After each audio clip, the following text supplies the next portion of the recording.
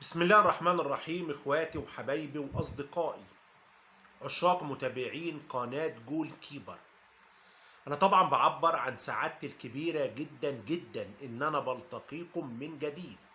بستأذن حضراتكم تساندونا وتدعمونا، تعملوا متابعة للقناة الجديدة اللي انا عملتها عبر الفيس باسم الناقد الرياضي علاء حمام. معانا كم خبر قنبلة قنبلة قنبلة. النادي الاهلي اتكلم مع الوكر القطري للحصول على خدمات حمدي فتحي بشكل نهائي. حمدي فتحي هيلعب مع الاهلي مونديال الانديه بس على سبيل الاعاره. الاهلي كان عايز يخلص حمدي فتحي بشكل نهائي، لكن الحقيقه الوكره تمسك باللاعب وقال لك حمدي فتحي من الدعائم الاساسيه واللاعيبه المؤثره ما نقدرش نفرط فيه. علشان كده الاهلي حسم صفقه احمد ربيع لاعب وسط البنك، واحمد ربيع وقع للاهلي 5 مواسم، والاهلي هيخلص صفقتين من البنك. بس البنك دلوقتي مشغول شويه بالمركز الرابع في الدوري، لان البنك عايز يلعب في الكونفدراليه، ودلوقتي هو في المركز الرابع بس بينه وبين المصري نقطه واحده، وفي منافسه بينه وبين المصري على المركز الرابع. عشان كده يعني ايه مقفلين الليله شويه. بس الاهلي عايز 2 لعيبه من البنك. في لاعب وقع احمد ربيع 5 مواسم، اللاعب الثاني هنضرب له نار، واللي يحبنا يضرب نار.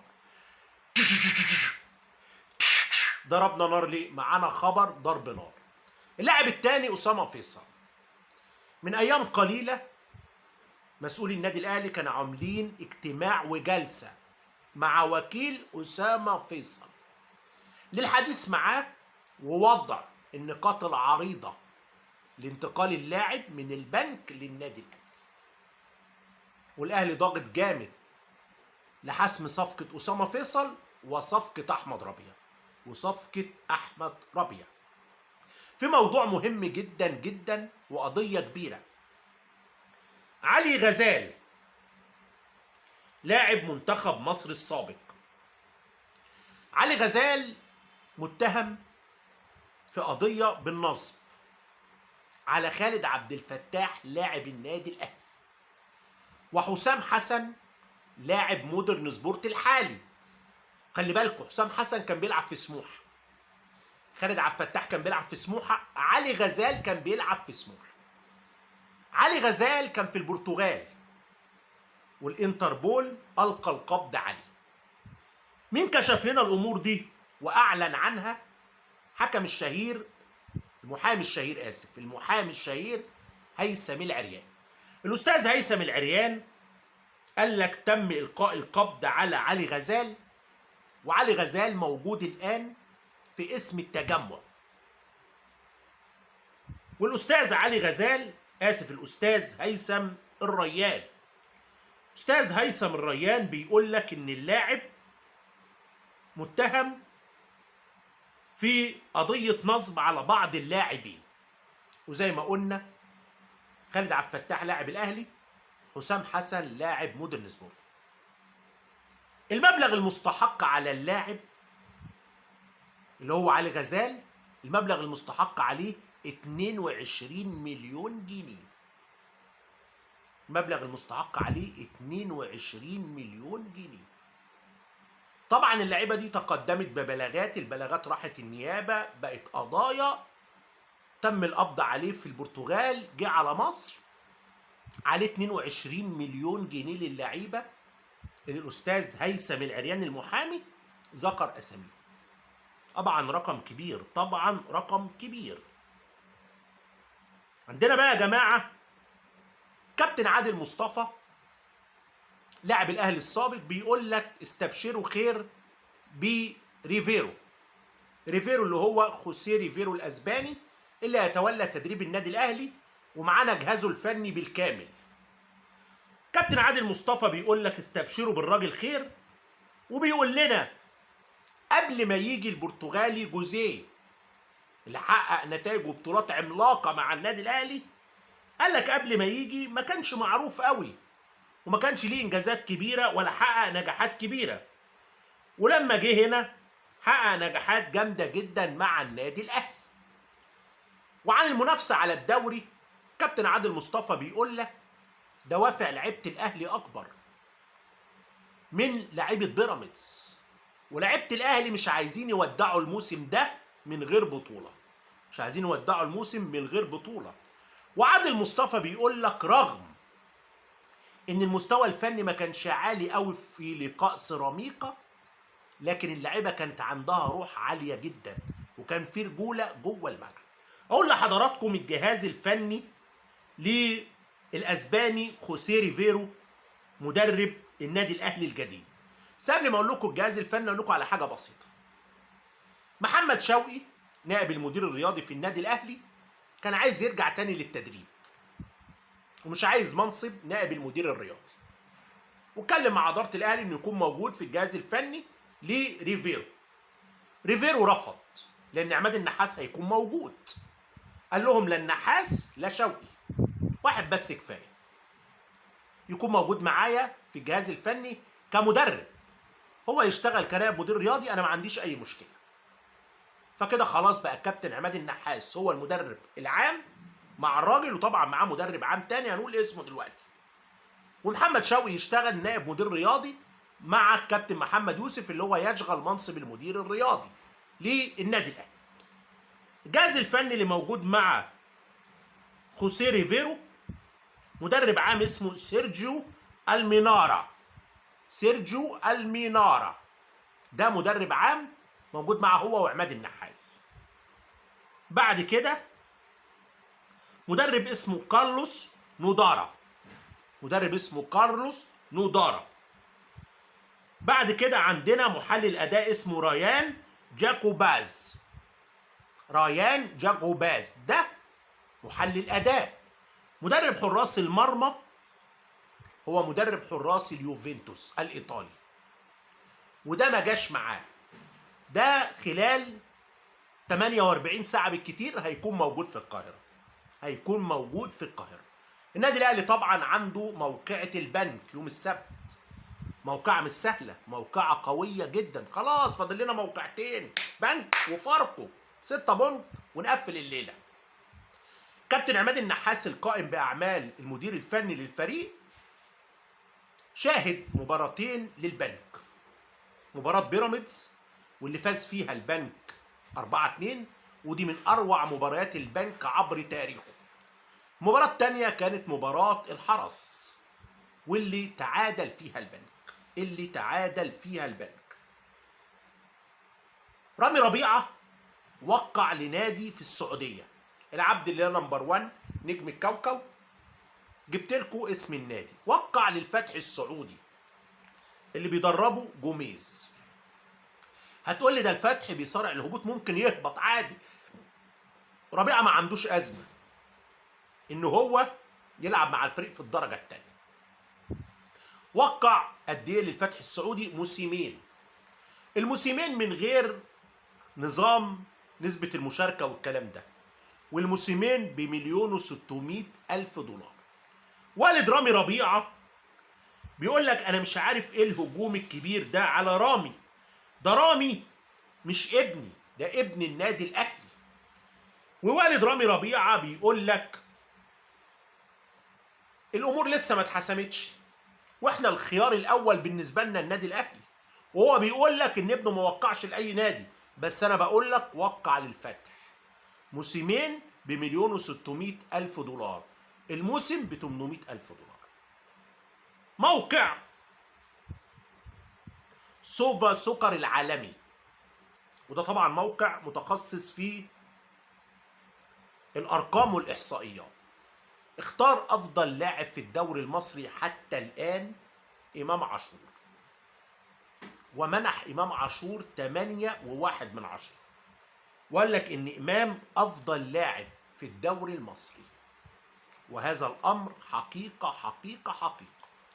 اسامه فيصل اللي احنا اتكلمنا عليه واللي على بعد خطوات قليله من الاهلي، هو دلوقتي هداف الدوري برصيد 12 هدف، بنفسه طبعا امام، وامام مسجل 11 وبينافسه ناصر منسي، لكن ناصر ربنا يعافيه جاله مزق في العضله الخلفيه، هيتعالج لنهايه الموسم. الف سلامه عليه. الزمالك خد قرار باستبعاد عواد من المباريات، وانه هيعتمد على محمد صبحي ويركز مع صبحي ويدي صبحي الفتره الجايه ويأهله لنهائي الكاس. نهائي الكاس امام بيراميدز. كابتن حسين لبيب رئيس نادي الزمالك الراجل مر بوعكه صحيه صعبه وسافر باريس يعمل بعض الفحوصات الطبيه. طبعا بنقول له الف سلامه وربنا يعافيه. احمد خالد قباقه لاعب النادي الاهلي. احمد خالد قباقه موجود الان مع منتخب مصر للشباب، ومنتخب مصر للشباب عنده لقاء مهم جدا بعد ساعات امام المغرب، دور نصف نهائي افريقيا للشباب. بعيدا عن لقاء المغرب واللي هنتكلم عليه بعد كده، احمد خالد قباقه بيقدم مستوى فني رائع جدا. كشافين نادي بورتو البرتغالي ابدوا اعجاب شديد جدا بقباقه، رغم ان هم جايين مصر وجايين يتابعوا البطوله دي علشان لعيبه منتخب سيراليون. منتخب سيراليون كان معانا في المجموعه ولبنا 4-1، بس احنا رحنا كاس العالم وهو روح فرح بالاربعه بتوعه وروح عشان تشطر على ناس غلابه. جه علينا احلى الغلابه ربنا ما كرموش، المغرب لبته واحد وروحته. المهم، فالجماعه بتوع بورتو جايين يشوفوا بتوع سيراليون، عجبهم احمد خالد قباقه، وناويين بعد نهايه البطوله يفتحوا مفاوضات واتصالات مع الاهلي للحصول على خدمات احمد خالد قباقه. طبعا بورتو البرتغالي واقع في مجموعه الاهلي في مونديال الانديه، بس طبعا صدفه الاهلي معاه في مجموعته في مونديال الانديه بورتو البرتغالي، بالميراس البرازيلي، انتر ميامي الامريكي. ولقاء الافتتاح بتاع الاهلي امام انتر ميامي الامريكي. مباراه بقى مصر والمغرب بتاعه الشباب نصف نهائي. كابتن محمد وهبه، وده مش مدرب مصر، مدرب مصر الكابتن اسامه نبيه. محمد وهبه ده مدرب المغرب، لان احنا كان عندنا مدرب اسمه محمد وهبه. محمد وهبه مدرب المغرب بيقول لك احنا بنحترم المنتخب المصري وعنده حماس وعنده لعيبه جيده. قال لك لكن احنا جايين البطوله دي مش عشان نروح كاس العالم بس، عشان نفوز افريقيا للشباب. بيقول لك احنا استعدينا بشكل جيد، قدمنا مباريات كبيره وعايزين نكمل لنهايه البطوله. وقال لك طبعا هنحترم جدا منتخب مصر وعارفين ان في جماهير هتساند منتخب مصر. قال لك لكن هو عنده ثقه في لعيبته. محمد علي بن رمضان، كابتن عزيز وكيل محمد علي بن رمضان، قال لك اللاعب خلال ايام قليله في القاهره للانضمام للنادي الاهلي.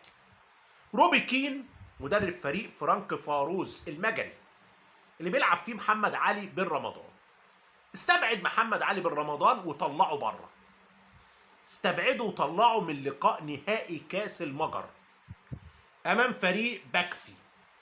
استبعده لان خلاص الراجل ماشي، قال له مع الف سلامه، قال له مع الف سلامه. صن داونز فاز بالدوري الجنوب افريقي، فاز للمره الثامنه على التوالي، للمره الثامنه على التوالي، كتير قوي الثامنه على التوالي دي، فاز للمره الثامنه على التوالي. وصن داونز بيقول لك انا خلصت كل اللي ورايا وقاعد بستعد البيراميدز ولنهائي دوري ابطال افريقيا. انا قاعد بستعد خلاص لنهائي دوري ابطال افريقيا، خلصت اللي ورايا وقاعد بستعد لمين؟ لبيراميدز. طبعا اللقاء الاول يوم 24 مايو الجاري في بريتوريا، لقاء العوده يوم 1 يونيو، نهائي دوري ابطال افريقيا النسخه الحاليه. نادي المصري البورسعيدي جمد مستحقات اللعيبه بسبب تراجع المستوى. المصري اتغلب من الاهلي 4-2 وتعادل 1-1 مع فاركو. طبعا نتيجه صعبه، واحمد شريف لاعب فاركو جاب هدف عالمي. اللي عايز يتفرج على هدف حلو يتفرج على الهدف ده، هدف عالمي فعلا. فمسؤولي المصري شايفين ان هم بعدوا عن المربع الذهبي، بقوا في المركز الخامس، فجمدوا مستحقات اللعيبه. تريزيجيه صعد مع الريان لنهائي كأس أمير قطر، والريان كان بيقابل الدحيل. تريزيجيه شارك في الدقيقة 60 والريان كان مغلوب 2-0. نزل تريزيجيه اتعادلوا 2-2. لعبوا شوط ثالث ورابع النتيجه زي ما هي. الفريقين احتكما لضربات الجزاء الترجيحيه. فريق الريان فاز 5-4 وتريزيجيه سجل الرابعه. تريزيجيه سجل الرابعه. طبعا تريزيجيه هيخلص البطوله دي ويجي على طول ينضم لصفوف النادي الاهلي. معمعه الهبوط يا جماعه، ومعمعه الهبوط دي مش سهله. الهبوط طبعا عندنا المحله، عندنا الطلائع، عندنا الاسماعيلي، عندنا مودرن سبورت. كابتن محسن عبد المسيح مسؤول نادي الاسماعيلي بيقول لك احنا عايزين نلغي الهبوط. بيقول لك الموسم الاستثنائي ده حرم كل فرقه في الدوري من 8 ماتشات، لانه خلى الدور الثاني 9 ماتشات بس. المفروض الدور الثاني كل فرقه تلعب 17 زي الدور الاول. فقال لك احنا اتحرمنا من 8 ماتشات، ازاي نهبط؟ احنا ضد الهبوط. مين برضه بيأيد كلامه؟ المحله. بتقول لك احنا ضد الهبوط، الموسم ده شهد اخطاء تحكيميه ما حصلتش وسوء تنظيم ما حصلش، والقرعه بتاعت الدور الثاني اتعملت في نص الليل ما حدش حضرها. يوم الاحد في جلسه بين مسؤول اتحاد الكوره، مسؤول الرابطه، انديه الدوري. خلاص عرفتوا الانديه اللي داخله تقول لك الغي الهبوط. اتحاد الكوره عايز يخليها هبوط فريق واحد بس، يخليها هبوط فريق واحد بس. هنتابع ونشوف. سيراميكا بيقول لك في لعيبه عندي عندها عروض جاده جدا، بس انا مش هقدر ابت في العروض دي دلوقتي عشان انا عايز افوز بكاس الرابطه، وافوز بكاس الرابطه للمره الثالثه على التوالي عشان اروح اشارك في السوبر المحلي، وعشان اشارك في السوبر المحلي. طبعا الاثنين اللعيبه اللي خلاص الدنيا خلصانه بالنسبه لهم محمد شكري، ومين بقى اللي بيراميدز عايز يتعاقد معاه من سيراميكا؟ احمد رمضان بيكهام. بيراميدز عايز احمد رمضان بيكهام لتدعيم خط الدفاع. انا بقول لحضراتكم خلال اسبوع صفقه شكري هتخلص، خلال اسبوع صفقه شكري هتخلص. حسام عبد المنعم، في شركه اوروبيه بتسوق حسام عبد المنعم وبتسعى ان هي تجيب له عرض في اوروبا، وعقد حسام عبد المنعم يخلص نهايه الموسم المقبل. يخلص نهايه الموسم المقبل. طبعا حسام عبد المنعم بيحصل على 1,500,000 جنيه فقط في الموسم. محمود صابر لاعب بيراميدز والمعار ليه صفوف سموحه، الراجل تعرض لمزق في الاربطه الداخليه للركبه، وهيغيب لنهايه الموسم، وهيرجع بقى النادي بتاعه بيراميدز يتعالج. محمود صابر من اللعيبه الجيده. في لعيب اتعرض على الاهلي اسمه اشرف بن شرقي، غير طبعا النجم المغربي اشرف بن شرقي اللي بيلعب دلوقتي في النادي الاهلي. لعيب مصري بيلعب في المحله اسمه اشرف محمد بن شرقي، اتعرض على الاهلي، فالاهلي مش متحمس له لانه هاف، والاهلي عنده هافات كتير. اتعرض على الزمالك، الزمالك شايفه كويس، الزمالك شايفه كويس وشايف ان هو مقبول والدنيا شغاله، مقبول والدنيا شغاله.